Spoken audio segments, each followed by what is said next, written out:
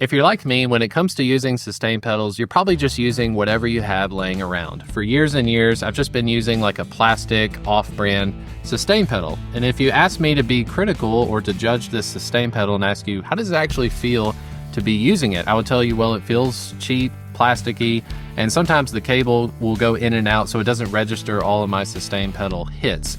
Well, last week we had Christmas and my wife surprised me with this Valdi BP3 Sustain Pedal. And as soon as I took this thing out of the box, I instantly knew I had really missed the mark when it came to sustain pedals. So in today's video, I want to show you the Valdi BP3. I want to give you 3 reasons why you should definitely consider checking out this sustain pedal for your home studio.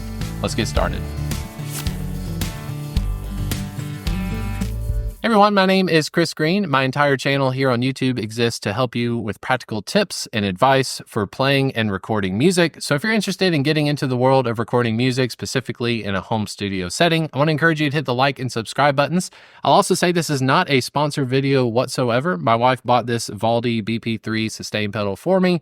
If you're interested though, and you want to get this pedal for yourself, I do have an Amazon affiliate link in the description of this video. Also, all the other items I'm using in my home studio, you can find those in the links of the description as well. So let's get started with the Valdi. The first thing I want to say about this pedal is the overall design quality. So I obviously got this red one. I do believe that there are different colors that you can get. So on Amazon currently right now, some of these are 50% off. You can of course go with a black one if you want. I've seen a white and a blue one as well. I believe the red one is a little bit more expensive because they're probably pricing these to be similar to those like Nord stage electric pianos that you see all the time. This is very much in that same ballpark of red. I like the red color because like when I'm looking under my desk and I'm looking for a sustain pedal, I know that the red pedal is my sustain pedal. Just comparing this to this generic plasticky one right here, I definitely can tell that the Valdi cable is significantly thicker and chunkier than the generically branded one. Now this one from Chromecast, it has certainly gotten the job done. I don't mean to be hating on Chromecast, but when you look at these two sustain pedals, you can definitely tell that one is of much higher quality. I really like the red finish. I like the smoothness, and as you can tell, one is definitely chunky, the other one is very much lightweight and plastic. As far as the pedals themselves go, there's not too much difference when it comes to the design of how they look. Obviously, this one's got some wear and tear on it, and the Valdi sustain pedal is much thicker.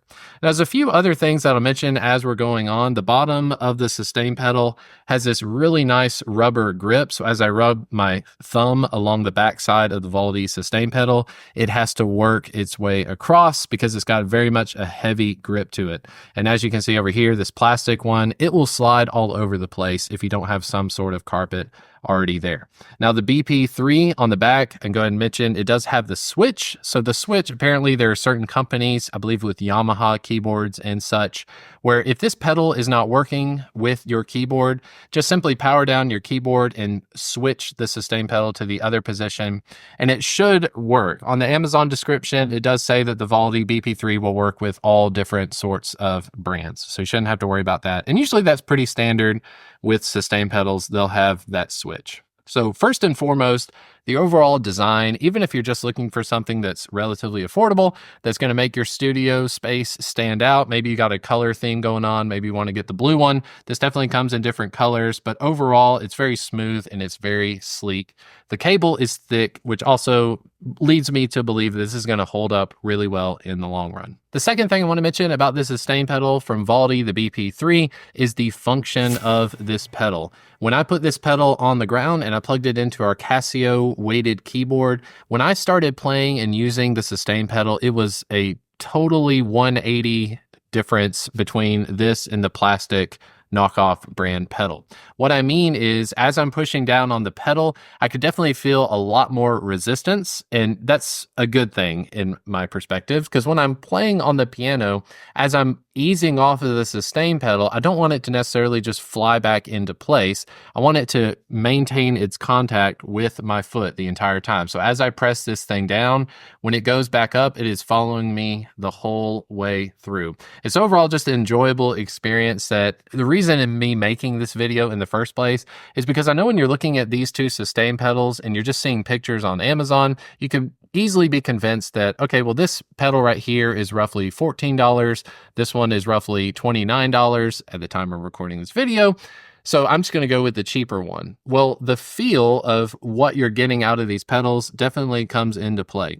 When I put this one on the floor in the other room with our Casio weighted keyboard, because it's got the rubber grip, everything just stays in place and my foot it's got feel all the way through with the sustain pedal, which is just, it's weird to say, but definitely it's an experience. And when you open up this pedal, if you're able to compare it to maybe your older sustain pedal, you'll instantly be able to tell that one feels very responsive. I'll liken this to if you're used to going through and looking at keyboards in the store, you probably run up to a bunch of these like light-weighted synthesizers. What are you doing with your hand? You're trying to get a feel for how are the keys responding. If you've ever played on a fully weighted keyboard, or as instance, back at our church, we actually have a Boston grand piano. I often play that piano, and what I love about it is the response that it gives me. If I play something that's like a synthesizer, it very much feels like a toy. Synthesizers are supposed to be lightweight and all that sort of stuff, but when I play a grand piano like the Boston, everything from the sustain pedal, what I'm feeling with my foot and what I'm feeling with my fingers, all of it is connected. So why would you put so much emphasis on what your fingers are feeling and then not put emphasis on what your feet are feeling? So the feel and the function of this sustain pedal is by far superior than the generically branded ones. The last thing I want to say about the Valdi BP3 Sustain Pedal is, of course, the price. So at the time of recording this video, you can get this red Valdi BP3 pedal for about $29 over on Amazon. I've got a link in the description of this video if you want to go check it out for yourself. Just know that below it, you can also check out the different versions of this pedal. They have a white, a blue, and a black. And I believe the black one is going to be the most affordable. Some of these are on sale for as much as 50% off. I like the red. I like the different colors because to me, sustain pedals are pretty boring. They're not something I'm looking at 24/7. This is going to sit underneath my desk. When I look under the desk, I'm looking for my sustain pedal. I can see that red staring right back at me. I know that that is my sustain pedal, and I don't think you can go wrong with the price. Now, if the sustain pedal were $100, it'd be a different story. I'd be telling you that, hey, you know what? Plastic is not that bad. You can get by. My MIDI instrument I'm using right here can easily go used for about $50. So don't spend more on your sustain pedal than you do your instrument itself. But many of you out there are using keyboards and virtual instrument controllers that cost way more than $100, some of them even more than $1,000, and spending $30 on a high quality sustain pedal like this, you really can't go wrong. Again, my name is Chris Green. YouTube's got a video here just over my shoulder that it thinks you might be interested in watching.